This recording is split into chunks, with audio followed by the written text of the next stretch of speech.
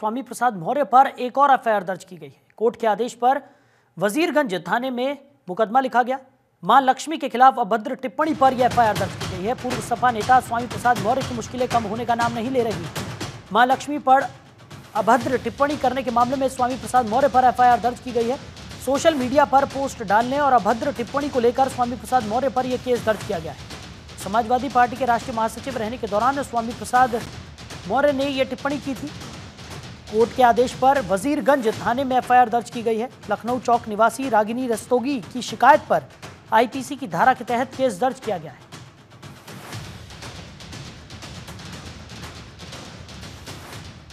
तो स्वामी प्रसाद मौर्य अपने बयानों को लेकर खासा सुर्खियों में बने रहते हैं और एक और एफआईआर उनके ऊपर दर्ज की गई है।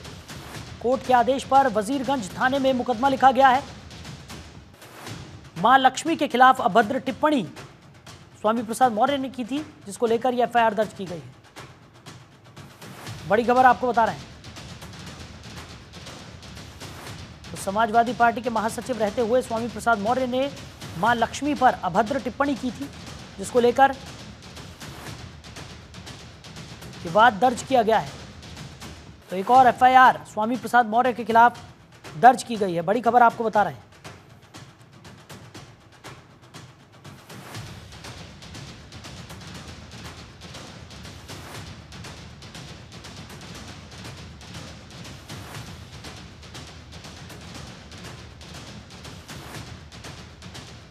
खबर पर ज़्यादा जानकारी के साथ हमारे सहयोगी अवनीश हमारे साथ लगातार बने हुए हैं।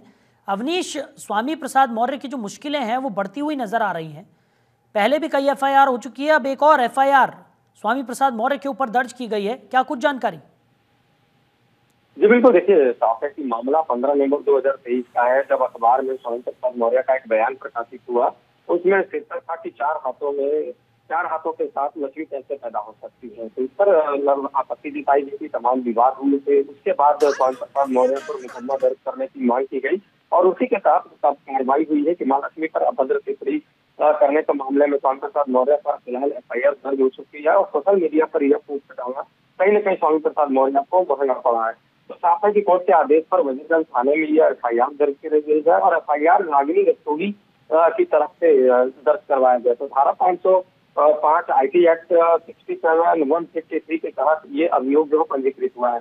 तो साफ है कि स्वामी प्रसाद मौर्य पर चर्चा है कि वो चुनाव लड़ सकते हैं। उससे पहले इस तरीके से एफआईआर दर्ज होना, विवादित बयानों में कहीं न कहीं सामने आना तो उनको नुकसान पहुंचा सकता है। इसी के क्रम में कहा जा रहा है कि स्वामी प्रसाद मौर्य की जो मुश्किलें हैं एक के बाद एक बढ़ती जा रही है। उनके बयान थमने का नाम ले रहे हैं और विवाद उनके पीछे पीछे चलता हुआ दिखाई दे रहा है। बिल्कुल अवनीश, और जिस तरीके से हमने देखा कि जब सपा में महासचिव के पद पर स्वामी प्रसाद मौर्य थे, तब भी उन्होंने रामचरितमानस हो, भगवान राम हो या तमाम देवी देवताओं को लेकर भी जिस तरीके की टिप्पणियां की हैं, उससे खासा नुकसान यहाँ पर उन्हें उठाना पड़ा है। और अब जिस तरीके से मां लक्ष्मी को लेकर अभद्र टिप्पणी मामले में एफआईआर भी यहाँ पर दर्ज कर दी गई है। कहीं ना कहीं जो मुश्किलें हैं वो बढ़ती जा रही हैं और ऐसे में जिस तरीके से जो तमाम चुनावी साल है और जिस तरीके से लोग रणनीतियां बना रहे हैं, उसमें कहीं ना कहीं स्वामी प्रसाद मौर्य को और ज़्यादा मुश्किलें फेस करनी पड़ेंगी। जी बिल्कुल, देखिए स्वामी प्रसाद मौर्य लगातार हिंदू देवी देवताओं को लेकर अपने बयान जारी करते रहे हैं। उससे विवाद भी था, तमाम जो हिंदू संगठन है उन्होंने उनका विरोध भी किया। लगातार वो समाजवादी पार्टी में बने रहे और समाजवादी पार्टी में अखिलेश यादव कई बार नसीहत दे चुके थे कि किसी भी तरीके से देवी देवताओं पर बयानबाजी बंद की जाए और किसी भी धार्मिक मामले में बयानबाजी न की जाए।